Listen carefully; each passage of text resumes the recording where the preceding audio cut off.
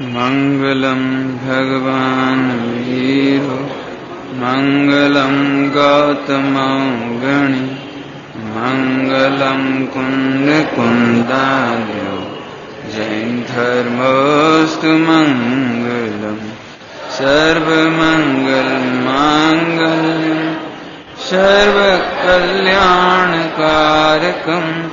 प्रधानम सर्वधर्माणां जैनम जयतु शासनम जैनम जयतु शासनम। वीतरागी देव शास्त्र से अभी तक हमने देख लिया है कि समाधि मरण का स्वरूप क्या है, उसकी जरूरत क्या है, उसका फल क्या है, उसकी महिमा क्या है, और उसके दृढ़ क्षेत्रकालों का विचार करने के बाद कैसा जीव इस समाधि मरण को ले सकता है, यहाँ तक की चर्चा आपने हुई है। आज ये बताएंगे कि यदि उपरोक्त बातों में उपरोक्त पात्रता उपरोक्त योग्यता आप में पाई जाती हो तो क्या करें, यानी विधि क्या है, तो उस विधि की चर्चा करते हैं। समाधि मरण की मंगल इष्ट लक्ष्य की प्राप्ति सहित संपन्नता हेतु अर्थात हमारे मंगलमय इष्टता क्या है कि निर्विकल्प समाधि हो, तो ऐसी संपन्नता की प्राप्ति हेतु आगमोक्त माने आगम के अनुसार विधि से समाधि मन की स्थापना करना चाहिए। अतः विधि का विचार करते हैं। सबसे पहले इसको दो भागों में बांट दिया है। समाधि मरण के पूर्व क्या करें और समाधि मरण के समय में क्या करें। माने समाधि मरण के पूर्व का मतलब यह है कि आज की तारीख से समाधि मरण लेने की तिथि तक क्या करें, और जब समाधि मरण ले लें तो फिर क्या करें। ऐसे दो भाग में इसकी चर्चा करेंगे। तो क्या करें समाधि मरण के पूर्व की बाहर बहिरंग चर्चा कर रहे हैं थोड़ी सी। समाधि मरण के इच्छुक व्यक्ति को साधर्मी जनों से तथा परिवार के धर्मी जनों से समय समय पर विनम्रता से आग्रह करें कि हे इष्ट मित्रों, मेरे कसाय चौकड़ी का सर्वथा अभाव न होने से मेरे रोग एवं मरण के समय कोई ना कोई कसायोदय में अटकना शक्य है। कोई ना कोई कसाय का उदय, कोई रोग, कोई पीड़ा, कोई कसाय तीव्र हो जाए तो उसमें अटकना शक्य है, क्योंकि सर्व प्रकार से मेरी कसाय का अभाव नहीं हुआ है। फिर क्या करें। हे प्रियजनों, हे प्रिय स्वजनों, तुम मुझे भले ही कुछ न देना, सेवा नहीं करना, अन्य उपकार की अपेक्षा का भी त्याग करता हूं। आपसे कोई अन्य प्रकार की अपेक्षा भी मैं नहीं रखता हूं, उसका त्याग करता हूं, पर इतना उपकार अवश्य करना कि मेरा रोग एवं मृत्यु की वेदना के काल में, रोग एवं मृत्यु की वेदना के काल में संयम प्रतिज्ञा आदि भंग न होने देना, मुझे यथा योग्य संबोध कर आत्मभान कराना, मुझे पंच परमेष्ठियों का स्मरण कराना, ऐसा करके मुझे भव भव में रुलने से बचा लेना। इस तरह की प्रार्थना करे समय समय पर। मेरे ऊपर यह तुम्हारा जन्म जन्मांतर तक उपकार रहेगा, है तुम्हारा उपकार जन्म जन्मांतर तक रहेगा, मेरे ऊपर इतनी करुणा अवश्य अवश्य करना इत्यादि यथा योग्य निवेदन करते रहना चाहिए। जब आपको लगता है कि अब समाधि आप चाहते हैं तो आप समाधि कराने के योग्य निर्यापक, समाधि कराने के योग्य ऐसे साधर्मी मित्रजन या परिवार के जन समय समय पर अपनी भावना उनको व्यक्त जरूर करते रहें। ये बात सबसे पहले। यदि अगला है योग्य निर्यापक की तलाश करना, उनकी शरण में रहें। दिगंबर मुनिराजों का तो बहुत सुंदर समाधि की चर्चा में समय समय पर करते रहे हैं। अभी संक्षेप इतना है कि जिन्हें समाधि चाहिए होती है निर्यापक की तलाश करते हैं, मुनिराज की तलाश करते हैं। क्यों करते हैं। कोई भी मुनिराज और किसी भी मुनिराज का समाधि नहीं करा सकते। क्यों। अनेक प्रकार के औधिक भाव हैं। किन्हीं को प्रथमान योग रुचिकर है, किन्हीं को कर्णान योग रुचिकर है, किसी को चरणान योग रुचिकर है और किसी को द्रव्यान योग रुचिकर है। तो द्रव्यान योग वाले की समाधि कराने में तीन अनयोग वाले इतने समर्थ नहीं है। प्रथमान योग की रुचि वाले को द्रव्यान योग सुनाते रहो तो काम नहीं आने वाला है। चरणान योग की रुचि वाले को कर्णान योग सुनाते रहो तो काम नहीं आने वाला है। तो एक जैसी रुचि वाला जीव ढूंढना चाहिए। ये मुनीश्वरों का आपको हवाला दिया। ऐसे ही हमको भी हमें क्या प्रिय है उसी रुचि का कोई ना कोई साधन में ढूंढना चाहिए।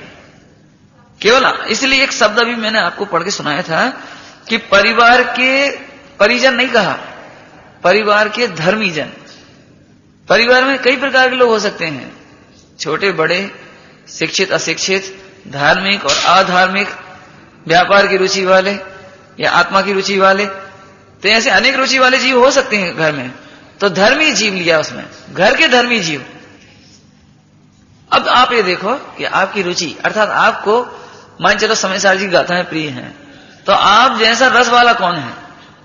देखो अभी समय सार जी के प्रवचन सुनने वालों में भी बहुतायत तो पर्याय की रुचि वाले हैं। अब कोई विरल होगा जो ध्रुव दृष्टि वाला होगा, जिसे ध्रुव की चर्चा स्वाति होगी। क्या कहें भाई, अब चर्चा तो विस्तार क्या करें। कुल मायने ये है कि जो द्रवगुण पर्याय का ज्ञाता हो, निश्चय व्यवहार का ज्ञाता हो, आगम और अध्यात्म का ज्ञाता हो, परंतु ध्रुव को मुख्य करना जानता हो, ये कला आना थोड़ा दुर्लभ है, बस दुर्लभ। ध्रुव को मुख्य ऊर्ध्व रख सके जो, वो तो देखो जिस समय रोग होगा तो वो पर्याय की पीड़ा से पीड़ित है। जब वो कसाय तीव्र हो रही होगी तो वो पर्याय में परेशान है, तो जो समाधि कर रहा है ना वो पर्याय की तरफ से प्रश्न खड़ा करेगा। वो तो ये कहेगा मैं मर रहा हूं, अब तुम्हें ये बताना पड़ेगा मरते कहां हो तुम? हाँ, उस ध्रुव स्वभाव को भूल गए? अरे 60 साल हो गए तुम्हें तो सुनते सुनते भूल गए? अरे घबरा मत, हम जानते हैं तुम नहीं भूले हो, हम तुम्हें याद दिला रहे हैं। अरे तुम तो ध्रुव स्वभाव, माने उसको पर्याय को गौण करने की इतनी ताकत चाहिए। अब उस समय वो ये भी कह सकता है अरे तो पर्याय का दर्द भी तो कुछ है। अरे सुन, तो पर्याय तो एक समय की है, पर्याय का दर्द यदि है भी तो एक समय में चला जाएगा, लेकिन ध्रुव स्वभाव को भूल गए तो अनंत काल पर्याय ऐसे ही आएंगी। मानो ध्रुव को ऊर्ध्व करना जानता हो, शुद्ध आत्मा के स्वभाव को ऊर्ध्व करना जानता हो। अभी हम बहुत चर्चा आएगी इसमें। सुनो भाई, वाणी के द्वारा किसी को भी दीनहीन सिद्ध कर देना, पामर सिद्ध कर देना, उसको दुखी बना देना, हताश कर देना, यह तो हर कोई कर देगा। ये तो है, हर कोई कर देगा। इसमें क्या दम है? गालियां ही तो देना है, आलोचना तो करनी है। अरे तुम क्या करोगे धर्म, तुम क्या समाधि करोगे, बड़े आए। तो यहां से चाहे से वचन बोल दो तो दीनहीन हताश करना सरल है। धन है वह निर्यापक जिसके वचन अंतिम समय में रोग की वेदना हो कि कसायों की तीव्रता हो, अथवा तो मृत्यु का भय हो, अथवा तो अगली पर्यायों की चाह हो, उसके वचन उसे उसकी पामरता मेट देते हैं, उसकी चाहत मेट देते हैं, उसको घबराहट मेट देते हैं और उसको प्रभुता का बोध करा देते हैं। इसलिए इस दूसरा पॉइंट है योग्य निर्यापक की तलाश करना। आप अभी से तलाश करते रहो, ऐसा नहीं है कि अचानक पंडित जी हम आप फोन कर देंगे तो हाँ फोन करने से काम नहीं चलेगा। हाँ, तो योग्य निर्यापक की तलाश। जैसे स्कूल में जाते सही पहला दिन तो बहुत बुरा लगता है विद्यार्थी को, लेकिन उसकी नजरें तलाश रही हैं अपने मित्र को जो मेरे जैसे पढ़ने वाली रुचि का हो। सिगरेट वाले सिगरेट, तंबाकू वाले तंबाकू, नहीं समझिए, खेलने वाले तड़ी मारने वाले को ढूंढ लेते हैं, नहीं क्या तो करें क्या कि वो पहले ही दिन से सबसे पहला ही काम उसका ये है, जो पढ़ने लिखने की रुचि वाला है वो पढ़ने लिखने वाले की रुचि को पहचान लेता है, उससे मित्रता बना लेता है और फिर उससे दोस्ती गांठ लेता है, हाथ मिला लेता है और सबसे पहली बात यही करता है, देखो जिस दिन हम नहीं आ पाए तो तुम हमें होमवर्क दे देना, कॉपी दे देना, और जिस दिन तुम नहीं आओगे तो हमसे ले लेना तुम। तो पहली शर्त है ये। ऐसे ही साधर्मी किसको कहते हैं? साधर्मी किसको कहते हैं? सच्ची बात तो यह है जिनसे समाधि कराने की आशा हो उनसे उन्हें प्रतिदिन मिलना चाहिए। यदि वो प्रवचन में नहीं आ पाए तो उनके घर पहुंच जाएं कि साहब आज प्रवचन में क्या बात आई, आज क्या क्या चर्चा निकली खास, और कभी उसको हो तो वो उसको सुने। देखो चर्चा करने पर मालूम पड़ता है कि इनका दृष्टिकोण क्या है, और उसमें कमजोरी हो तो वो कहे नहीं तुम सही नहीं पकड़ पाए। अपन पंडित जी से फिर पूछेंगे, चलो तुम सही नहीं पकड़ पाए, चलो हम बता रहे देखो ये जिनवाणी के तर्क, तुम्हारी बात गलत सोची तुमने। इससे क्या होता है, दोनों का हृदय मलिनता की बजाय पवित्र होता चला जाता है, तर्क ज्ञान निर्मल होता जाता है, और यदि अपनी गलती हो तो स्वीकार करने की ताकत आती है। इससे ताकत आती है, परस्पर गोष्ठी करने से बुद्धि खुलती है, ज्ञान और निर्मल होता है। इसलिए निर्यापक की तलाश करें, हैं, उनकी शरण में रहें। जब तक निर्यापक ना मिले तब तक जिन मंदिर में पंच परमेश्वर की साक्षी करके श्रीफल अर्थात सूखा गोला छिला हुआ है ना चढ़ा करके अष्टदव से पूजा करके उपवास करके, यह एक आसन जितनी ताकत हो, उपवास करके विशेष हर्ष सहित दानादि करके निर्यापक की तलाश की प्रतिज्ञा करें। मंदिर में अब अपना संकल्प ले लेवे, बुद्धि पूर्वक जो अपनी क्या है व्यापार धंधा है उससे बुद्धि पूर्वक जितनी निवृत्ति ले सके ले लेवे। मंदिर में पंच परमेश्वर की साक्षी में प्रतिज्ञा करे कि हे प्रभु अब मैं निर्यापक की तलाश करूंगा, है ना। इस तरह पूजा आदि करके चारों प्रकार के दान करके, अथवा न मिलने पर स्वयं ही स्वाध्याय, साधर्मी एवं स्वावलंबन, तीन चीज। मान चलो कोई भी नहीं है तो स्वयं स्वाध्याय करके अपनी समाधि के लायक तैयारी करें, स्वाध्याय करें। स्वाध्याय के साथ साथ यदि साधर्मी मिल जाए तो और अच्छा है। स्वाध्याय स्वयं की जिम्मेदारी से स्वाध्याय आदि करना, ग्रंथ आदि पढ़ना, और साधर्मी माने संयोग, और तीसरा पॉइंट है स्वावलंबन। स्वावलंबन की तैयारी करें, स्वावलंबन के बल पर भावुकता का त्याग करके, भावुकता का त्याग करके माने अरे इसे तो मर जाने से अच्छे हैं, ऐसे नहीं। देखो ज्यादा परेशान करा तो हम एक आध दिन, जी भावुकता नहीं, जल्दबाजी नहीं, बिल्कुल भावुकता का त्याग करके पूर्ण विवेक, धीरज एवं गंभीरता पूर्वक निर्णय करके समाधि मरण का निर्यापन करेंगे, ऐसी प्रतिज्ञा करें। एक एक पॉइंट ध्यान से सुनना। स्वाध्याय, साधर्मी, स्वावलंबन के बल पर, स्वावलंबन के बल पर, इसकी चर्चा विस्तार से करेंगे थोड़ा सा। स्वावलंबन के बल पर भावुकता का त्याग करके पूर्ण विवेक, जिस दिन आप आकुलता में हो उस दिन की समाधि नहीं मानी जाएगी आपकी, क्योंकि भावुकता में समाधि नहीं ली जाती, कोई भी प्रतिज्ञा नहीं ली जाती भावुकता में। भावुकता की प्रतिज्ञा नहीं मानी जाती, समझ में आया। पूर्ण विवेक, धीरज के साथ, घबराहट जल्दबाजी के नहीं, है ना, एवं गंभीरता पूर्वक निर्णय करके समाधि मरण का निर्यापन करेंगे, ऐसी प्रतिज्ञा करें। ऐसे स्वावलंबन की थोड़ी चर्चा करना चाह रहे हैं हम। स्वावलंबन का मतलब यह है, देखो अभी तक तो हमने पूजाएं बहुत की हैं, कभी कभी पद्य पूजा छोड़ करके गद्य पूजा करो। जो लिखी लिखाई रटी रटाई है, रूटीन वर्क की है, वो नहीं। कभी के दिन आप भगवान के सामने केवल निहारो, बस 1 घंटा आधा घंटा, अब अपने परिणामों को देखो लगते हैं कि नहीं लगते हैं। इससे स्वावलंबन बढ़ेगा धीरे धीरे। क्योंकि अब देखो एक बात है, सच्ची बात बताएं आपको, ये जो पूजा पाठ की पद्धति चल रही है, ये बच्चों को उंगली पकड़ करके चलना सिखाने जैसी बात है। सच्ची बात है। जैसे बच्चे को शुरू में चल नहीं पाता है तो उंगली पकड़ के चलाते हैं, और बाद में क्या करते हैं, साथ साथ छोड़ते जाते हैं, धीरे धीरे छोड़कर ऐसे हाथ कर लेते हैं, ऐसे ऐसे, यदि गिरेगा तो पकड़ लेंगे। धीरे धीरे क्या होता है, उसकी ताकत बढ़ जाती है, अब वो दौड़ने लगता है, और धीरे धीरे हम उसका हाथ बिल्कुल छोड़ देते हैं। ऐसे वर्तमान में जो पूजा पाठ की पद्धति चलती है, ये टोटली पराधीनता है। ये टोटली नहीं आती है, तुम्हें ताकत नहीं लगती है, ज्यादा आपको अभी उपयोग नहीं लगता है, इसलिए अष्टद्रव्य पूजा इस तरह से कराते हैं, लेकिन इस स्वावलंबन नहीं है, अवलंबन काहे के लिए है, स्वावलंबन के लिए। बहुयुक्तियों से अब तो क्या है वो, अवलंबन मैंने ली नहीं, क्या नहीं, हाँ वो उसमें संस्कृत में है? नहीं, पीछे की लाइन, ऊपर की लाइन, अवलंब मैंने लीना, इसमें नहीं है। अवलंब मैंने लीना, आहा हे प्रभु मैंने अवलंबन लिया है, लेकिन भूतार्थ यज्ञ द्वारा मैं भी प्रभु बनूंगा। भूतार्थ यज्ञ, ये भूतार्थ यज्ञ कौन सा है ये बताओ, है ये भूतार्थ यज्ञ कौन सा है? ये है वो भूतार्थ यज्ञ, स्वभाव का अवलंबन। इसलिए कभी कभी, अब जब आपको समाधि करनी है, वहां स्वावलंबन लेना है आपको, तो एक काम करो, कभी कभी, अब देखो आई उल्टी बात नहीं ग्रहण करना, मैं बहुत जम के खुल के बात कहना चाहता हूं, आप उसका अन्यथा अर्थ नहीं निकालना। स्वावलंबन लेने का मतलब यह है कि अपने उपयोग को अब स्वतंत्र छोड़ करके देखो कि तुम्हारा उपयोग कहां जाता है। भगवंतों के कितने गुण याद आते हैं, भगवंत का कितना स्वरूप याद आता है, उनका कितना उपकार याद आता है, उनकी कितनी महिमा याद आती है। तुमको लगता है अंदर से कि भगवंत नहीं मिले होते तो क्या होता? आज पढ़ते हैं ना तो लगता कुछ नहीं इधर, केवल हमें पढ़ देते हैं सीधा सीधा, लगता है आपको ऐसा? उसमें लिखा हुआ है, तुम बिन में व्याकुल भयो जैसे जल बिन मीन। अब तुम्हें लग रहा है, लगती है कुछ बेचैनी? नहीं, अब सोचना जरा, है तुमरी नेक नेक सुदृष्टिते जग उतरत है पार। लगता है क्या?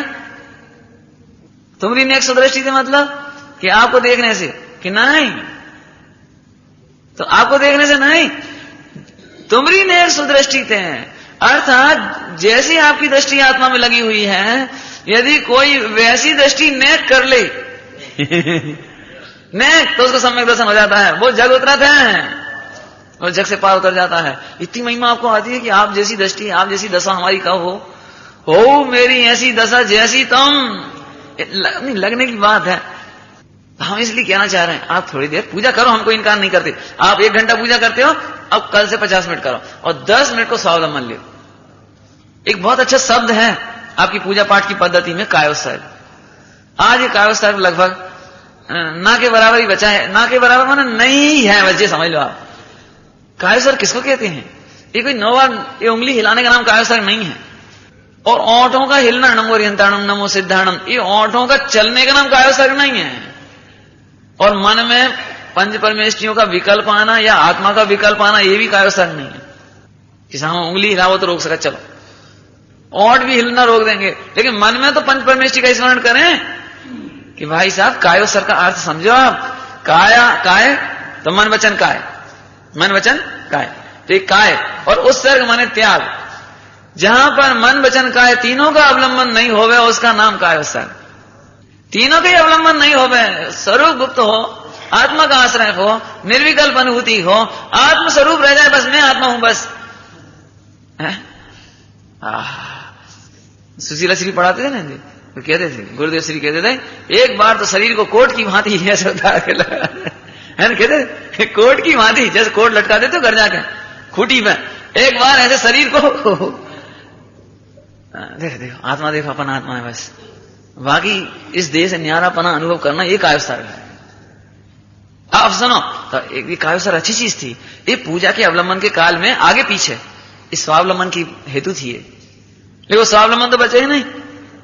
तो उंगली हिलती है, ओंठ हिलते हैं और पाठ पढ़ लेते हैं ना। अंदर में चिंतन भी कर लिया कदाचित तो कर लिया, वैसे करता तो बहुत ही कम होंगे। वैसे सही बताओ, नमो रियंताणम बोलने पर अनंत भगवान दिखते हैं? अभी पिताजी कहें तो अपने अपने पिताजी दिखते हैं कि नहीं दिखते हैं? तो नमो रियंताणम कहने पर असल में ताकत कहां लगी है? 9 पूरे करने हैं, मतलब ताकत तो वो 9 पर लग गई हो। तो इसलिए भूल के भी याद नहीं आते नमो लोहे सब सावण, माने 3 लोक में 2.5 दीप में विराजने वाले 3 कम 9 करोड़ साधु, कहां ख्याल आते हैं? अभी हम एक एक चीज का नाम लें तो आपको फटाफट दिखाई देगा। कैंची, माचिस, लाइटर, गैस का चूल्हा, पत्नी, बच्चे, सब अपने अपने दिखे कि नहीं दिखे? नहीं दिखे? तो फिर एक अच्छी बता, अच्छा पंच परमेष्ठि का परिचय कब करेंगे आप? यहाँ बता, इतने दिन हो गए हमारे जीवन के पूजा करते करते, पाठ पढ़ते पढ़ते, स्वाध्याय करते करते, हमें नहीं मालूम आपने क्या क्या नहीं पढ़ा है। बहुत शिविर अटेंड कर लिए, विधान कर लिए। अभी बताओ कि नमो रियंताणम कहते ही और अनंत भगवान दिखाई ना दे, समोप शरण आदि विभूति सहित, तो फिर नहीं, गंभीर बात है। देखो भाई, आप समाधि करना चाहो तो स्वावलंबन, अभी तो नाम लेकर के उस पद के जो स्वरूप है उसका ही अवलंबन नहीं है, तो स्वावलंबन की तो क्या बात है। एक काम करो, हम जल्दी नहीं कराते आपको, आप आज से ही सही 9 का पढ़ते पढ़ो, कोई दिक्कत नहीं है, परंतु एक बार 2 मिनट 5 मिनट 1 मिनट नमो रियंताणम क्या करो, अरहंतों को देखने की चेष्टा तो करो। ऐसे सिद्धाणम कह करके सिद्ध भगवान देखो, 45 लाख योजन की सिद्ध शिला पर स्फटिक मणि बद सिद्ध शिला प्रकाशमान, और उस पर आनंद सिद्ध विराजते हैं। उस सबके सिर एक सीध में है और कोई भी उस चंद्र आकार सिद्ध शिला को छूते नहीं है। इतना देखो देखो देखो, अच्छा देखो, कोशिश तो करो। ऐसे आचार्य उपाध्याय साधु, क्या दिक्कत है बताओ? इनको कहते हैं आचार्य। हम तो चाहते हैं, हमारे तो पाठशाला में बच्चों को कराते थे प्रैक्टिकल पर डे, ताकि उन बच्चों को शुरुआत पड़ जाए तो बाद में उनकी मैं खुद बोलता जाता था, उनको आंख बंद करके बैठाते थे। हाँ, नमो आर्याणम, बच्चों किसको प्रणाम किया? कि लोक में सब आचार्यों को प्रणाम। अच्छा ठीक, तो अब नमस्कार किया तो आचार्य किनको कहते हैं?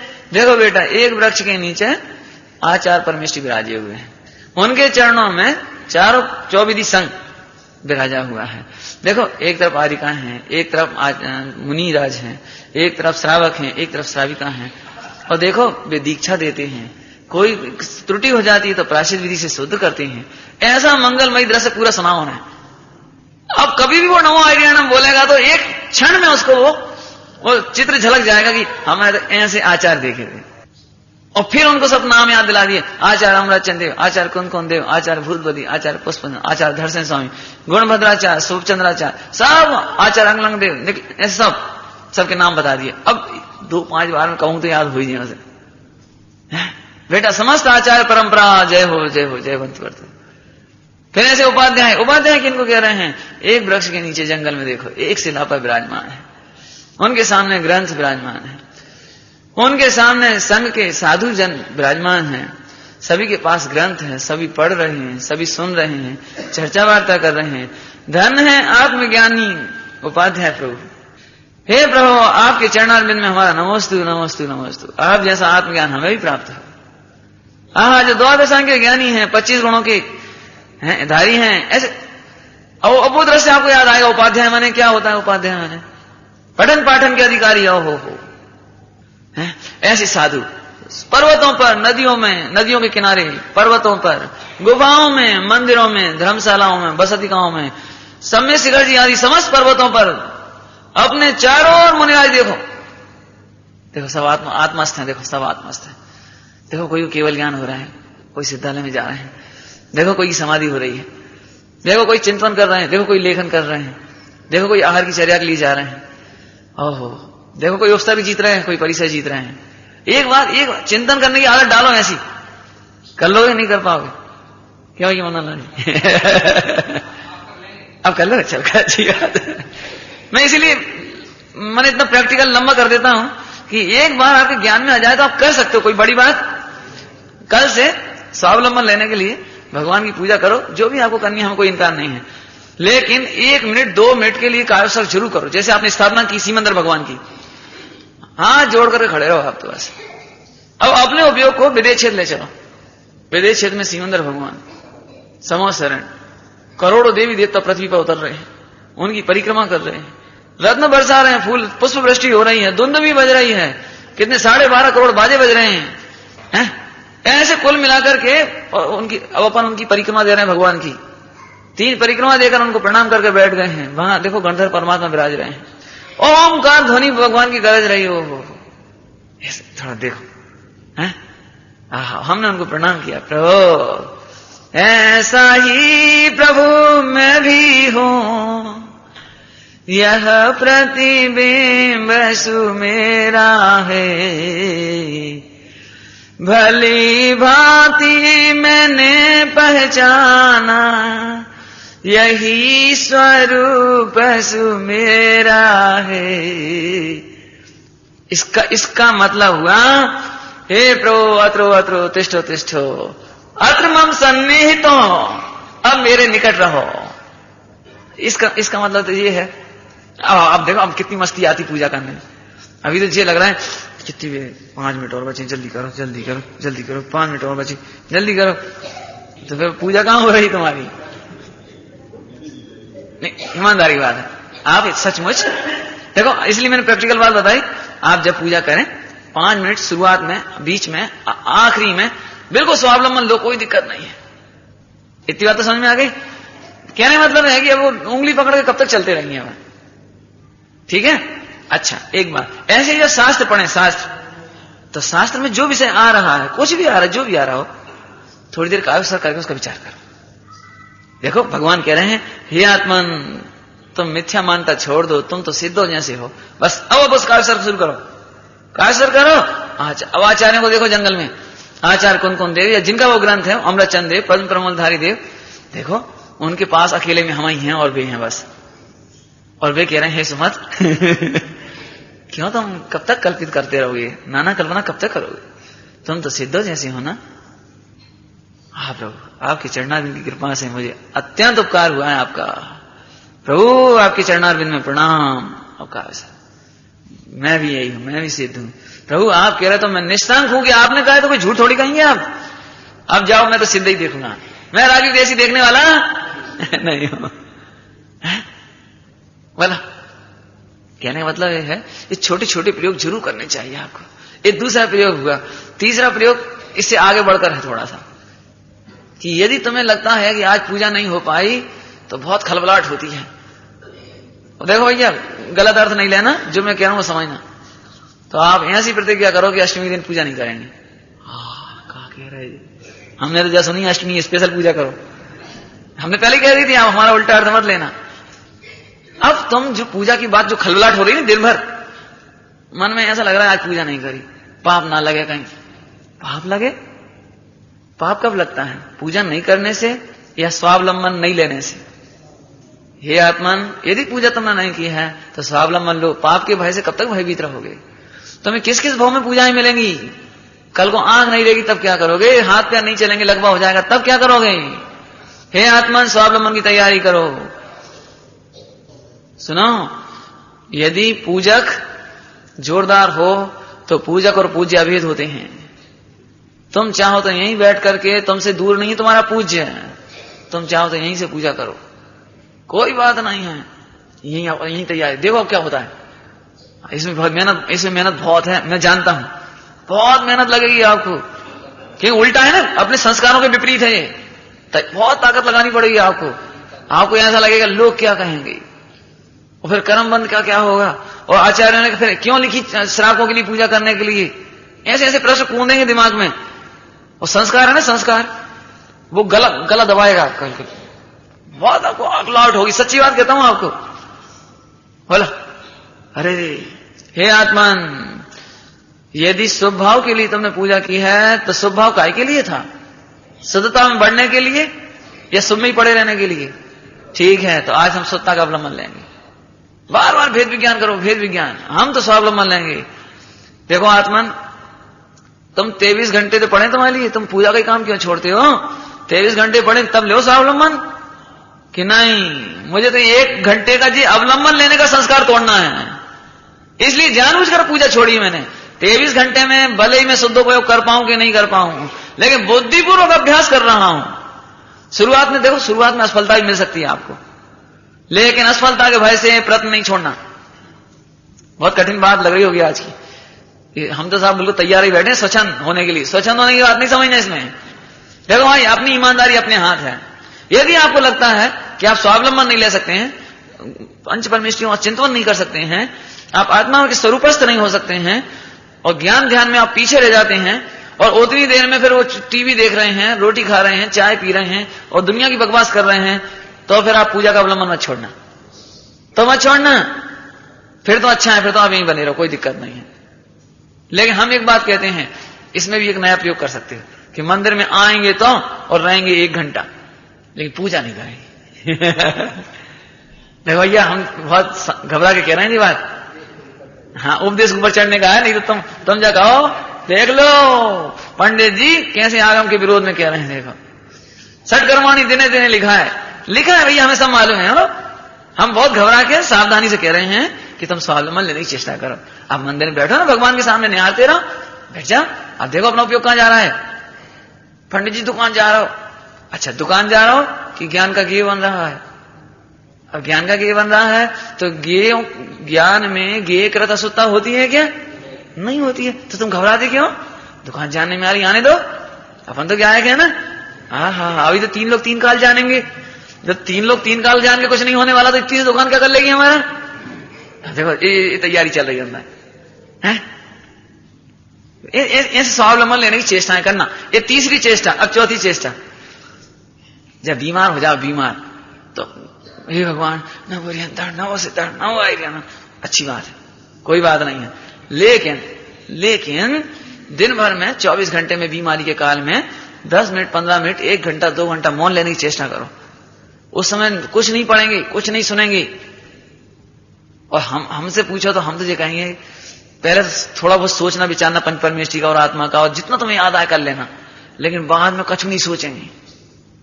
जी अवलंबन क्या कह रहे हैं? स्वावलंबन। अब हमें कुछ नहीं सोचना, बल्कि चलती हुई सोच को देखो बस।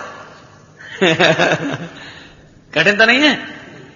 अपन क्या जानना है? अपन जब घेक रहता सुनता नहीं होती तो घबराने की क्या जरूरत है?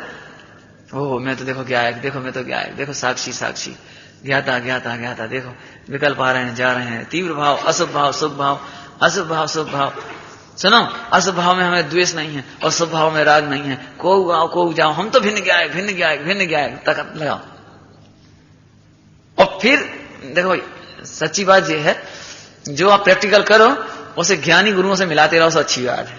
इसमें तुम्हें चूकने का अवसर नहीं मिलेगा, शिथिल होने का अवसर नहीं मिलेगा, स्वच्छंद होने का अवसर नहीं मिलेगा। क्योंकि जो आज बात बता रहे हैं जो स्वावलंबन वाली है तो 100% सत्य, लेकिन छल ग्रहण करने की संभावना बहुत है। कदाचित आज हम कह दें तो महीना 6 महीना तुम सावधानी से कर भी लोगे, बाद में तुम इस बात की आदी तो हो जाओगे पूजा छोड़ो और स्वावलंबन के आदी नहीं हो पाओगे। हम खुद कह रहे हैं 99% चांस छल ग्रहण करने की हो सकती है। पहली बात है कि तुम खुद ईमानदार रहो, अपना भला बुरा अपने परिणामों से होता है। हम तो मार्ग ऊंचा चढ़ने के लिए दे रहे हैं। स्थानीय उनसे चर्चा वार्ता करो कि भैया हमने रात को ऐसा किया तो ऐसा हुआ, हमें ऐसे विचार आए, उनमें इतनी घबराहट आई और इतनी निर्भरता आई, इतनी निर्भीकता आई और इतना हमको तो भैया बहुत बेचैनी हुई। तो जो परिणति हो वो आप बताओ। और वैसे देखी जाए तो एक लाइन का जवाब है हमारी तरफ से, तो अर्थात ज्ञानियों की तरफ से, भगवंतों की तरफ से, कि परिणति को देखकर कभी घबराना नहीं, चाहे कितनी अशुभ हो और कितनी भी शुभ हो, कितनी अच्छे विकल्प आए और कितने बुरे विकल्प आए, तुम मत घबराना। क्यों? क्योंकि दर्पण में चाहे अग्नि झलके चाहे बर्फ झलके, दर्पण का कुछ नहीं बिगड़ता। एक लाइन में सारा जवाब हो गया। और पंडित हो तो पंडिताई में सुन लो कि पारिणामिक पारिणामिक है, औदैहिक औदैहिक है, दोनों ही भिन्न है, न्यारे न्यारे हैं। औदैहिक भाव से पारिणामिक का कुछ नहीं बिगड़ता। अब देखो कठिन पड़ गई ना, पंडिताई की भाषा थोड़ी कठिन होती है। सुनो प्रभु सुनो, जैसे दर्पण में अग्नि झलके तो भी दर्पण का कुछ नहीं बिगड़ता और बर्फ झलके तो भी दर्पण भीगता नहीं है, ठंडा नहीं होता। ऐसे ही आत्मा एक ज्ञान रूपी दर्पण है, तुम एक गायक हो, जानने देखने वाले हो। समझ आया? तुम्हारे में मोह राग द्वेष झलके है कि मुक्ति झलके है? मुक्ति झलकने पर भी तुम पवित्र नहीं होते, पंच परमेश्वर झलकने पर भी तुम पुण्यात्मा नहीं होते और पाप झलकने पर भी तुम पापी नहीं होते। इसलिए घबराना नहीं, अधीर मत होना, बेचैन मत होना। ये चाबी याद रखना जी, बस जी इतनी याद काफी हो, इतने में कल्याण हो जाएगा आपका। इस तरह से स्वावलंबन का अभ्यास जरूर करना। हम तो शुरू में करी हमने प्रैक्टिस थोड़ी, तो हम तो यही कहते हैं कि कभी कभी ऐसा हम नियम ले लेते हैं, आज दिन भर स्वाध्याय नहीं करेंगे, रविवार का दिन है, छुट्टी का दिन है और कभी स्वाध्याय करेंगे नहीं, ग्रंथ नहीं पढ़ेंगे आज। तो फिर पंडित जी फिर दिन भर का करते क्या? वही तो बात है। असली परीक्षा तो तभी हो रहेगी जब हमारा हमसे सामना हो रहा है। अब हमारे द्वंद्व हमसे टकरा रहे हैं। अब वेद विज्ञान की छेनी देख लेना आप, देखो पूजा करते हो ना तो आपको वो आनंद नहीं आता। अब कल आप बिना पूजा के देखना तो 5 मिनट इतने विचार दिखाई देंगे, आक्रोश तूफान। और अब वेद विज्ञान की धारा बढ़ा हुआ, अब चलाओ धारा। देखो भाई क्या कहें, धन है दिगंबर मुनिराज जो क्षण क्षण में स्वावलंबन लेते हैं, आहार की चर्या करते हैं तो नोवाणुका नहीं पढ़ते, काव्यसर करते हैं काव्यसर। ये तो हम कहते हैं कि वे नोवाणुका पढ़ते हैं, हम कहते हैं वे नोवाणुका नहीं पढ़ते। और वो सुनो लिखा है आहार के पहले सिद्ध भक्ति करते हैं।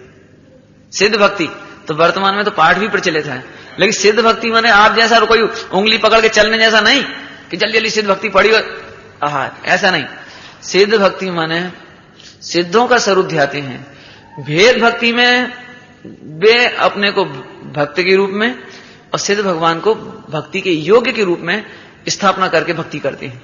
और अभेद भक्ति में मैं स्वयं सिद्ध हूं, अरे रे मैं सिद्ध स्वरूप होकर के भी इन विकल्पों के काल में, इन परिणतियों के काल में कहां खड़ा हूं। कोई बात नहीं है, इस आहार की चर्या में मेरी ग्रता नहीं होगी, मैं तो सिद्ध स्वरूप हूं। ऐसा सिद्ध स्वरूप वेदन करते हैं आत्मा में जाकर के।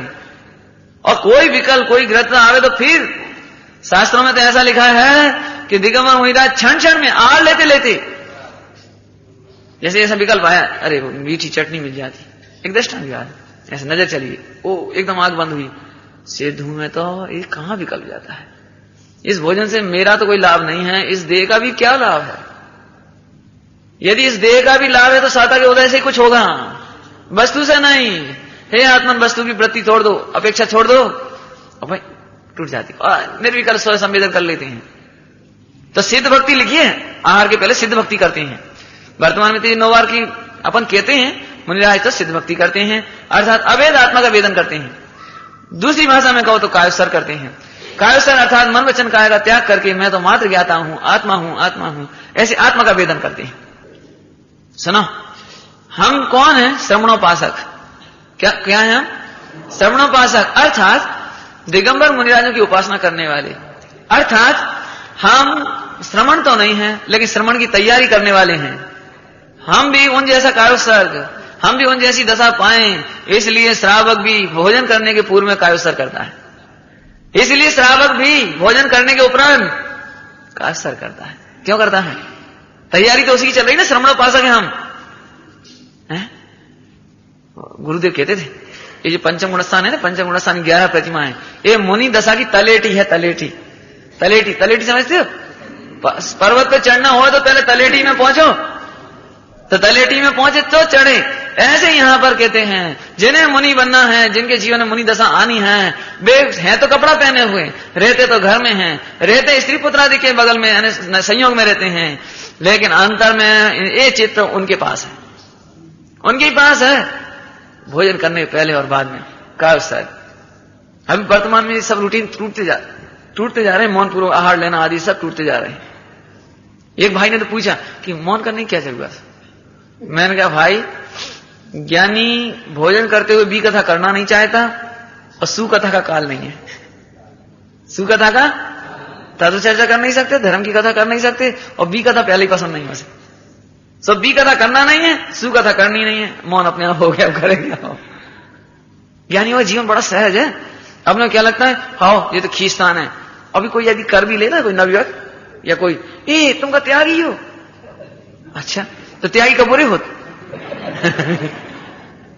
जी कौन सी बात हुई है? जरा बच्चा इशारा नहीं करे मांगने करने का, हूं इशारा नहीं करे, पर्यूषण के दिनों मौन पूरा यहां से खा बिल्कुल, तो ऐसे पूरे घर वाले ऐसे देखना आ रहे फाड़ के, जैसे अपने घर में कोई अजनबी आ गया हो। ये वृत्ति अच्छी नहीं है भैया, स्वावलंबन लो भैया। क्या कहें भाई, उठते बैठते चलते फिरते। मालूम है व्यापारी लोग भी, श्रावक लोग दुकान खोलते थे तो पहले कायोत्सर्ग करते थे। क्या मतलब था कायोत्सर्ग का? नौवार नौकार मंत्र, अब तो अपन कहते नौवार नौकार मंत्र का कायोत्सर्ग में कोई स्थान नहीं, ध्यान रखना, स्थान ही नहीं है, ईमानदारी की बात है। लेकिन वो अपन को प्रचलन में आ गई वो चीज। अभी सुनो, दुकान में जाता था तो अरे पंच परमेष्टियों का स्मरण करके, अपने आत्मस्वरूप का वेदन करके, अरे रे मैं कौन हूं, हे प्रभु वीतरागाय नमः। दुकान के गेट पे लिखा है वीतरागाय नमः, तिजोरी पे लिखा है वीतरागाय नमः, पुस्तक में खाते में लिखा वीतरागाय नमः। क्या मतलब? मेरी परिणति वीतरागता की ओर झुके है। पैसे का बहुत प्रॉफिट हो तो उस राह की ओर ना झुके हैं। और आज दुकानदारी नहीं चले और दूसरे की दुकान खूब चले तो द्वेष की ओर हमारी परिणति नहीं झुके हैं। वीतरागाय नमः, एक एक चीज के सेंस थे। ख्याल में आ रहा कुछ? अरे प्रभु कायोत्सर्ग करो। तो इस तरह स्वावलंबन लेने की चर्चा संक्षेप में की है। अच्छा आगे चलें। देखो निर्यापक का काफी महत्व है, अतः ईमानदारी से विनम्रता पूर्वक विद्वान, संयमी जन, गुरुजन एवं आचार्यों की शरण में निर्यापन की याचना करे। कितने बता दिए इसमें? कोई संयमी हो, बहुत ईमानदारी से मतलब क्यों लिखा मैंने ईमानदारी? इसलिए लिखा कि पंडित जी आप कह रहे तो ठीक है भैया, तो हमारी समाधि कराइयो। ये ईमानदारी नहीं है। ईमानदारी का मतलब यह है कि यदि आप उससे कह रहे हो कि समाधि कराइयो और वो समाधि कराए तो उसकी आज्ञा माननी पड़ेगी पूरी। ऐसा नहीं कि फिर तुम मनमानी करने लगो। वो कहते हैं कि ऐसा करो, मैंने करना ही पड़ेगा आपको, फिर आप अपनी मत चलाना उनके सामने। जैसे क्षमा मंगवाते हैं, क्षमा मांगो उनसे, हाँ कर दो क्षमा। तो ये ईमानदारी से नहीं हुई। पहले तुम्हें अंतर से लगना चाहिए, भासना चाहिए कि मेरी त्रुटि क्या है और सचमुच मेरे से बड़ा अपराध हुआ है और मैं क्षमा नहीं मांगू तो मेरा भी अहित है और इनका अपमान करने का मुझे क्या। तब आप अंदर से क्षमा मांगो। ऐसे ही तुम्हें समाधि मन की वैल्यू आती हो अपनी, और तुम्हें लगता हो कि इनका मेरे ऊपर अनंत उपकार होगा यदि ये समाधि मन की हाँ करें तो, ये करावें तो अत्यंत, अब क्या बतावें, अत्यंत के लिए इतनी दृष्टांत समझ लो। जैसे कोई भिखारी भूख से व्याकुल हो, गरीबी से व्याकुल हो और कोई उसे करोड़ों रुपए की निधियां दे, अच्छा से अच्छा भोजन दे, तो वो उनका उपकार कैसे मानेगा, कैसे प्रार्थना करेगा, कैसे याचना करेगा? बोलो। ऐसे अनंत काल के लिए रत्नत्रय देने वाला निर्यापक, संयमी पुरुष, धर्मात्मा, ज्ञानी जीव, आचार्य परमात्मा अनंत काल के लिए सुखी करने वाले हैं। समाधि में यदि निर्दोष समाधि करा दी, निर्दोष समाधि, तो आपके संसार का अभाव होना है। यदि निर्दोष समाधि करा दी तो उनका अनंत उपकार है। बोला इसलिए बिल्कुल ईमानदारी से नहीं, हृदय से स्वरूप समझते हुए, अत्यंत अंदर से भीगे हुए। असल में होता क्या है, हम सब एक दूसरे से परिचित हैं, तो एक तो ऐसे कहने की हिम्मत ही नहीं पड़ेगी भैया तो हमारी समाधि कराइए, ऐसे कहने की हिम्मत नहीं है। और कदाचित कह भी दें तो अंदर अंदर जला हाउ जी अब मान के चलो कोई बात भी हुई तो उसकी आज्ञा नहीं मानेगा। अब आज्ञा नहीं मानोगे तो अब काम कैसे होगा? महाविनम्रता चाहिए, महाविनम्रता। फिर से सुनो आप, अनंत काल का जन्म मरण मिटाने वाली समाधि तुम्हें कोई दे रहा हो, निर्दोष समाधि करा दे, निराकुल समाधि करा दे, तुम्हारी परिचर्या कर देवे, तो उसका कितना उपकार है? बड़ी विनय से, बड़ी भक्ति से। और सुनो, फिर चाहे 10 साल लगे, चाहे 5 साल लगे, चाहे 12 साल लगे, चाहे 1 घंटा लगे, आप 12 साल 5 साल तक, जब तक आपकी समाधि कंप्लीट नहीं होती, अर्थात पूरे जीवन आजीवन पर्यंत उसकी अवज्ञा नहीं करना, उसका अनादर नहीं करना, उसकी आलोचना नहीं करना। निर्यापक की दृष्टांत, जैसे साधु आचार्यों का उल्लंघन नहीं करते, जैसे साधु आचार्यों की विनय करते हैं, ऐसे आप निर्यापक की विनय रखना। ऐसे नहीं कि जरा सी कोई बात हुई तो तुम पाप किया उसकी आलोचना करना शुरू कर दी, जरा कसी बात हुई तो उसकी अच्छाई करना शुरू कर दी, माने ऐसा नहीं। अब वो आपका बहुत उपकारी है और आप उससे उपकृत होने वाले हैं। और सीधी सीधी ये बात समझ लो, कोई व्यक्ति आपको करोड़ रुपया दे उस भिखारी को, तो भिखारी उसकी आलोचना कब करेगा? निंदा कब करेगा? तिरस्कार कब करेगा? कभी नहीं। ठीक इसी प्रकार से 3 लोग का सबसे बड़ा उपकारी है निर्यापक। वो कौन कौन हो सकते हैं? कोई विद्वान हो सकते हैं, आपके स्थानीय संयमी जन हो, आपके नगर में देख लो कोई प्रतिमाधारी हो, गंभीर हो, विरक्त हो, शास्त्रों का ज्ञाता हो, और खास तौर से समाधि मरण का ज्ञाता हो, तो ऐसा व्यक्ति कोई ढूंढो। कोई गुरुजन हो या आचार्य हो, तो उनकी शरण में जाकर के निर्यापन की याचना करना, हे प्रभु, उसमें पढ़ो आपस में भगवती आराधना है, हे स्वामी आप मेरे ऊपर अनंत उपकार करो, मुझे संसार के जन्म मरण के समुद्र में डूबने से बचा लो। हे प्रभु, आपकी करुणा, आपकी कृपा, आपके चरणारविंद की कृपा से मैं निर्दोष समाधि करने का वांछक हूं, आपके चरणों में इतनी याचना करता हूं। ऐसी ऐसी भावना, ऐसे पढ़ना भगवती आराधना बहुत सुंदर है। आगे, यदि ब्रह्मचर्य न लिया हो तो ब्रह्मचर्य धारण कर लेवे, है ना। मैंने जब ये नक्की कर लेवे कि अब मेरे को 12 वर्ष में 10 वर्ष में समाधि करनी है, तो बुद्धिपूर्वक ब्रह्मचर्य, या तो पहले से ब्रह्मचारी हो, नहीं हो तो ब्रह्मचर्य धारण कर लेवे। तथा वर्तमान एवं भविष्य के समस्त भोगों, भोगे जो भोग पहले उनका न होवे सुमिरन, बुद्धिपूर्वक। और भविष्य के लिए मैं पद इंद्र का ना चाहूं, है ना इसमें, मैं राज्य संपदाया पद इंद्र का न चाहूं। देखो, जब तक ब्रह्मचर्य नहीं लेते तब तक ऐसी कल्पनाएं चलती है, लोग सुखी होंगे, वो उनके घर में बड़े सुख हैं, उनके घर में अच्छी पत्नी बच्चे हैं, और उनका पति बहुत बढ़िया है। ये भगवान, ऐसे सवाई सुखी, ऐसी बहुएं समय मिले, ऐसी मोड़ा मोड़ी सवाइयां मिले। अरे क्या कर रहे तुम ब्रह्मचारी हो? कौन हो तुम? एक ब्रह्मचारी और बड़ा खुश हो कहे, एक बात भैया, मां सौभाग्य से तुम्हें अच्छी बहू मिली, पूतो फलो। तुम ब्रह्मचारी हो? तुम ये आशीर्वाद कहां से गए तुम्हारे दिमाग में? समझ नहीं।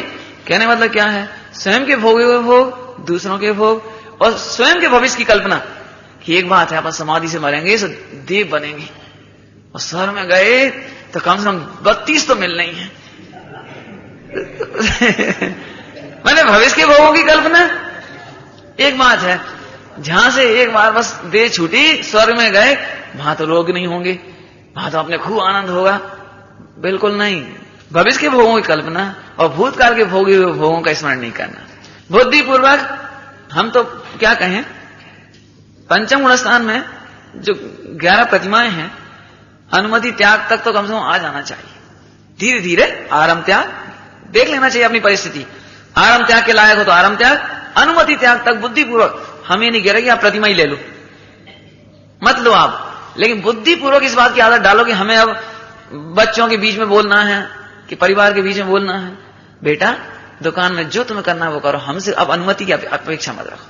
बेटा तुम अपने बच्चियों का विवाह, तुम्हारी बहन का विवाह, तुम्हें जहां अच्छा लगे सब रिश्तेदारों से मिलकर सलाह करके तुम करो बेटा, अब हमें मत लगाओ, क्योंकि बेटा हमारी जिंदगी कितनी है, 2, 5, 10, 12 साल है कि नहीं, अब बेटा आराधना करने दो हमें। आप पढ़ो इतिहास, माने प्रथमान योग, अरे राजा बुद्धिपूर्वक अपने पुत्रादिकों को राज्य दे करके या तो आश्रम में चले जाते थे एकांत में, या बनखंडादि में मुनि दीक्षा लेके चले जाते थे। सच्ची बात यह है कि ऐसे आप लोगों को भी, यदि आपको लगता है कि आपकी बहुएं होशियार हैं, आपके बेटे होशियार हैं और रिश्तेदार तमाम हैं, तो मैं तो एक बात कहता हूं अक्सर कि ये समझ लो कि हम तो मर गए। हाँ ये समझ लो अपन तो मर ही गए, अब क्या करें बता, कि पिताजी आज 1 लाख का घाटा हो गया, कि बेटा हम क्या करें, जित तुम जानो, हमारा काम नहीं बचा ऐसा। सही कह रहे हैं, हालांकि क्या कहें, इतनी बुरी दशा देखी है, फिर वो कहने में आती है बात, 70 साल की उम्र हो जाए और जरा भी ताकत हो तो बारात में जावे तैयार बैठी। अच्छी बात नहीं भैया, ये अच्छी बात नहीं।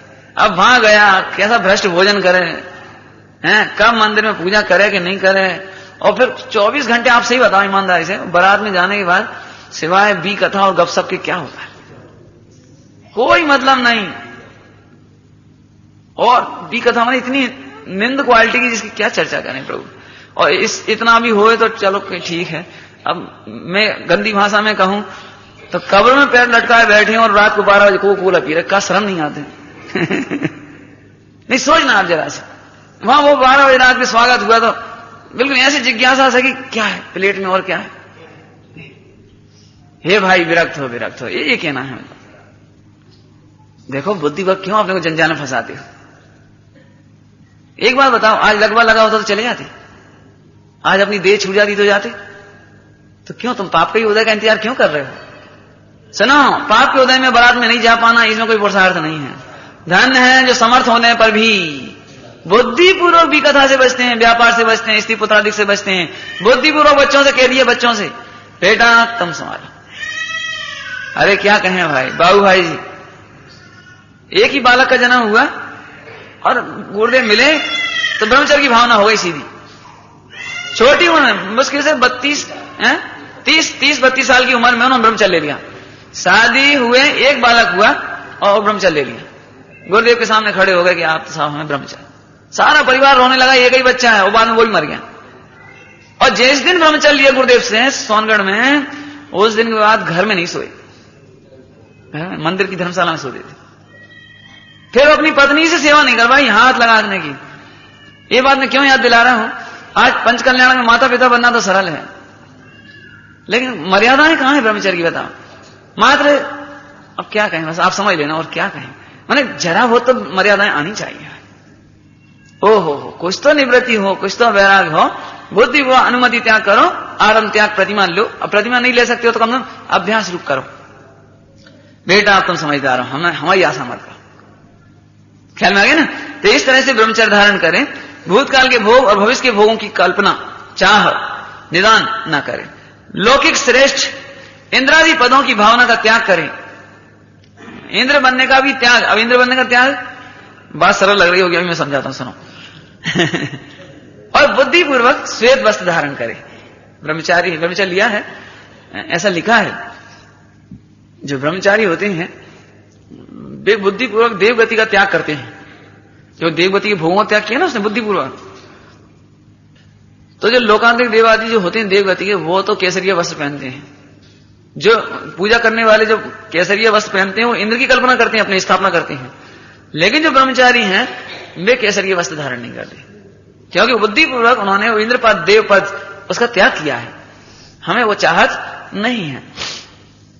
अच्छा, अब आ जाओ बात, इंद्रादिक पद नहीं चाहो, बेसयन में नाही लोआहो, रागादिक दोष हरिजे, परमात्म निज पद दीजे। सुनो, सच्ची बात है जी, इंद्रादिक पद नहीं चाहिए, नहीं चाहिए। अभी जल्दी मत बोलो, घर जाकर सोच लो थोड़ा। उसका कारण है, क्योंकि लिखा हुआ है इसलिए तुम कह तो देते हो कि इंद्रादिक पद नहीं चाहिए, और 1000 पति से लखपति का पद चाहिए, जी कैसे हो सकता है। लखपति हो तो करोड़पति का पद चाहिए, जी कैसे हो गया था। सोचना जरा शांति से। अरे कहा तो हम इंद्रादि के भोग भी नहीं चाहते, देवगति के भोग भी नहीं चाहते, सुविधाएं नहीं चाहते, और घर में छोटी मोटी सुविधाओं के लिए भी उमड़ते हो, तो ये बात तुम्हारी झूठ नहीं है क्यों? जैसे ऐसी बात हो गई, क्यों तुम्हारी 10 करोड़ पर नीयत खराब होगी कि नहीं होगी? पंडित जी बिल्कुल नहीं होगी 10 करोड़ पर नीयत खराब, बस 2 रुपये पड़े मिल जाए तो जरूर उठाएं। तो अब ये बताओ कि जिसकी 2 रुपये पर नीयत खराब होती है और 2 करोड़ पर, तो झूठ नहीं बोल रहे हो? सोचना जरा शांति से। हे प्रभु, ब्रह्म स्वरूप आत्मा की आराधना करने के लिए मैं ब्रह्मचर्य धारण करता हूं, इसलिए आज के बाद अब्रह्म के पोषक, चाहे वे भोग हो या सामग्री हो या देह की पोषक कोई सामग्री, उसका बुद्धिपूर्वक हमें चाह नहीं है। बुद्धिपूर्वक कह रहे हैं, अब बुद्धिपूर्वक तो मुझे भी आहार आदि लेते हैं, ऐसे ही श्रावक भी यथा योग जरूरत हो वो तो लेता तो है, लेकिन क्या बोला था? रागाधिक दोष हरीजे परमात्म निज पद दीजिए। हमारी नजर तो परमात्मा पद पर पड़ी हुई है, हमें तो परमात्मा पद चाहिए, इसलिए इंद्र बड़ा कि परमात्मा बड़ा? परमात्मा बड़ा, इसलिए हमें इंद्रादिक का पद भी नहीं चाहिए। तो ये जो विषय भोगों की सामग्री की तो कल्पना भी हमें नहीं है। इस तरह से बुद्धिपूर्वक का त्याग करें, श्वेत वस्त्र धारण करें। हालांकि यहाँ पुरुष प्रधानता से चर्चा की अपन ने, बहनें भी समझ ले, माता भी समझ ले, अपनी बहू होशियार हो गए तो समझा दो, बेटा तुम देख ले। अब हमें तो कम से कम, और सुनो, मन नहीं लगे तो कोई बात नहीं, धीरे धीरे मन लगाओ, शास्त्र में मन लगाओ, माला फेरने में मन लगाओ, मंदिर में मन लगाओ, 4 जनों गोष्ठी बैठकर मन लगाओ। क्या कहें भाई, उसमें क्या आता है? क्या है? निंदा आदि नहीं करना, ढाल में आता है, 6 डाला में ना ही सुनीजिए। क्या है? नहीं वो क्या है, वो नहीं, अरे काहू की धनहानि जय हार ना चिंते, ये नहीं, इसके आखिरी में है, बी कथा कभी नहीं सुने, ऐसा उसका भाव है। देखो, राग द्वेष कर तार कथा कबहू न सुनीजे। इसका अभ्यास करो, इसका अभ्यास। माताओं को स्पेशल कह रहे हैं, पुरुषों को भी कह रहे हैं, राग द्वेष करतार कथा न करो और न सुनो। राग द्वेष करतार कथा कबहू न। देखो समाधि की तैयारी की बात चले हो, यदि समाधि करना हो तो बुद्धि रिश्तेदारों का बैर विरोध भूल जाओ, जैसे ही मत करो उनकी। और अब बच्चों से भी कह दो, हमसे कोई बात नहीं करना बेटा, अब हमें तो बस माला फेरने दो, सामायिक करने दो, मंदिर जाने दो, पूजा पाठ करने दो, स्वाध्याय करने दो, गोष्ठी करने दो। अरे रे, निहाल भाई सोहानी जी की बात याद आती है। एक दिन अपने बच्चों को बुलाया, बड़े बड़े पुत्र हो गए थे उनके, समझदार, दुकानदार संभालने वाले। बुलाया, बेटा एक बात बताओ, यदि हमारा एक्सीडेंट हो जाए, हाथ पैर टूट जाए, तो तुम हमें रोटी दोगे कि नहीं दोगे? पिताजी कैसी बातें कर रहे हैं, हम तुम्हें रोटी नहीं देंगे। अरे एक्सीडेंट क्यों हो जाए आपका, ऐसे क्यों कहते हो आप? बेटा यदि हाथ पैर टूट जाए तो तुम साल में 1 जोड़ी कपड़ा दोगे कि नहीं दोगे? अरे पिताजी आप कैसी बातें कर रहे हैं, ऐसी बातें मत करो, बिल्कुल आपके पुत्र हैं हम। तो बेटा आज से ऐसा ही समझ लो, आज से बेटा ऐसे ही समझ लो, अब मेरा उपयोग व्यापार में नहीं लगता बेटा, मुझे तो एक कमरे में छोड़ दो, मुझसे कुछ मत बोलो, बस 1 या 2 टाइम थोड़ा सा भोजन और 1 जोड़ी 2 जोड़ी कपड़ा साल में देना बेटा, और ये सब व्यापार तुम संभालो। क्या कहें बोलो, जीव तो कोई आते हैं और अपना काम कर लेते हैं, हैं? सोचना जरा शांति से, यदि आपको भी लगता है कि हम करने लायक हैं तो अपना जीवन सफल बनाओ भाई, हैं? जीवन सफल बनाओ, आखिरी बात है, अपना जीवन सफल करो भाई, समझ में आ रहा है? माताएं भी समझ लें ध्यान से, हैं? नहीं तो माताओं को ऐसा लगे कि हमें जी पंडित जी हमें सीधे जी मार रहे हैं क्या? नहीं भैया नहीं, समाधि करने की चर्चा है बिल्कुल। देखो सावधानी पूर्वक काम करने की बात है, बुद्धि और निंदा प्रशंसा में नहीं लगना। वो पढ़ लेना, वो 4थी ढाल पढ़ लेना, 4थी ढाल में बहुत अच्छी चर्चा है। हमें किसी को पापोपदेश की शिक्षा आदि नहीं देना, हमें नहीं चक्कर में पड़ना कुछ। अच्छा अगला पॉइंट, अच्छा श्वेत वस्त्र धारण करना, इसमें थोड़ी कंजूसी मत करना आप लोग। यदि आपको समाधि करने का भाव आया है तो सफेद वस्त्र धारण करने में कंजूसी इसलिए मत करना, अपने को ऐसा लगता है अब जी कपड़ा कहां जाएंगे, तो जी लोभ मत करो, लोग अरे दे दो, अपने हाथों से दान बांट दो। तुम नगद दान मत बांटना, एक काम करो अपने सारे कपड़ा बांट दो। देखो सही कहता हूं, 25,000 का दान देना सरल है, 5,000 10,000 का दान देना सरल है, और अपनी फटी पुरानी धोती दे वो बड़ा मुश्किल है। कुर्ता देना मुश्किल है, कोट देना मुश्किल है, उसमें तो ऐसी ममता आती है। जो कोट तो हमें बहुत ही पसंद, बड़े अरमानों से बनवाओ तो हमने तो जो कहीं तो नहीं पहन पाए, सावत धरो बिल्कुल, सावत ही दे दी। समझ ना, पैसा देना कितना सरल है, 10-15 हजार एक मुश्त चला जाता सीधा। और एक एक चीज देने में तो मैं देख चुका, मैंने देखा और आप भी देख लेना अपने अपने जीवन में, ऐसा लगता है जी गिलास एकदम इतिहास याद आ जाता है। जी गिलास रहने तुम और कैसी देते, तुम तो 5 रुपये ही देते। अरे जी गिलास क्यों नहीं छूट सकता हमसे? देखो मैं क्यों कह रहा हूं, इससे मालूम पड़ेगा कि परिग्रह के प्रति ममता हमारी कितनी गाढ़ी है। हम कितनी बात करते हैं भगवान आत्मा देह से न्यारा है, परिग्रह से छूता नहीं है और किंचित ग्रहण नहीं करता है, अत्यंत न्यारा है, अत्यंत अभाव। अब कहां है तुम्हारे भी सिद्धांत सारे सारे? नहीं, प्रैक्टिकल करके देखना, आप खुद करके देख लेना। टूटी फूटी चीजें भी होंगी ना पुरानी, बहुत मुश्किल है। मैं देखा है घरों में इतनी बड़ी कपड़े की पोटली पुरानी जमाने की, बिल्कुल अब कब काम नहीं आएंगे, फिर भी रखें काहे? अरे कपड़ा तो कब काम आ जाए आज के वीर है। अरे हे भाई, कचरे में जिंदगी मत खो भाई, तू प्रभु है, तुम सिद्ध हो भविष्य के। तुम कितनी ऊंची तैयारी कर रहे हो, तैयारी कितनी ऊंची कर रहे हो। और छोटी छोटी परिग्रह में ममता इतनी तीव्र हो जाए।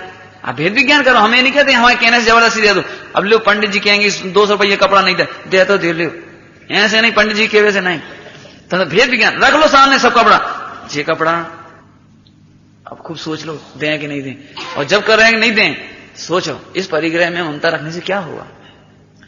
मृत्यु बलात् तेरे से छुड़ा ले, इसमें तेरा पुरुषार्थ नहीं है, तो बुद्धिपूर्वक इसका ममत छोड़ दे तो पुरुषार्थ है।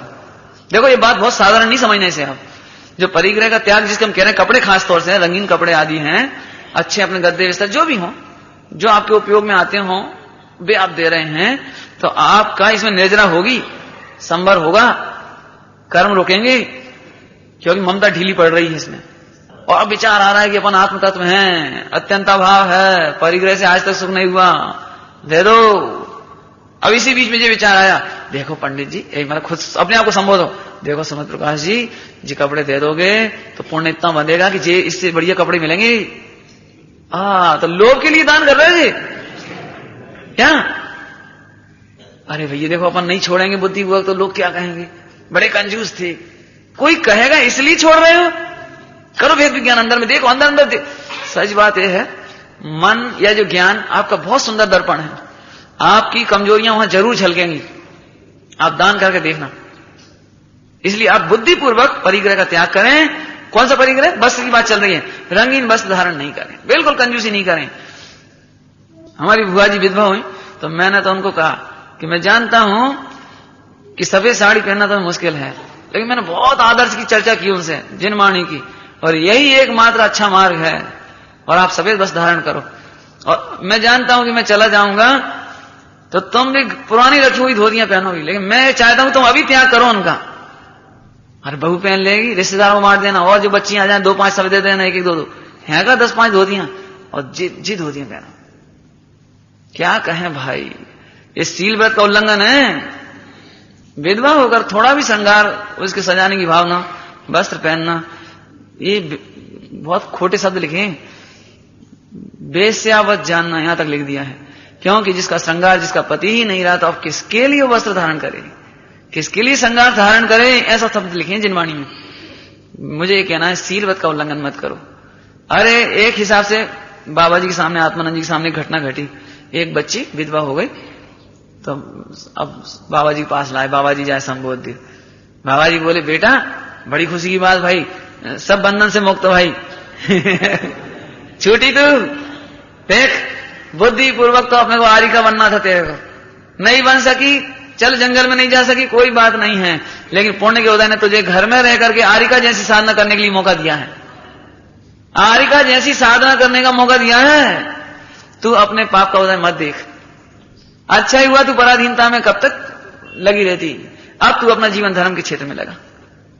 एक पुस्तक थी वनिता बोधनी, उसमें भी विधवाओं के लिए बहुत उपदेश दिया, अच्छे वनिता बोधनी में विधवाओं के लिए बहुत सुंदर उपदेश दिया उसमें। अब तो अपना जीवन इसमें लगाने लायक है। समझ में आया ना? तो ये सफेद वस्त्र धारण करें। समय अभी हो गया है, बाकी चर्चा कल करेंगे। ओम नमः।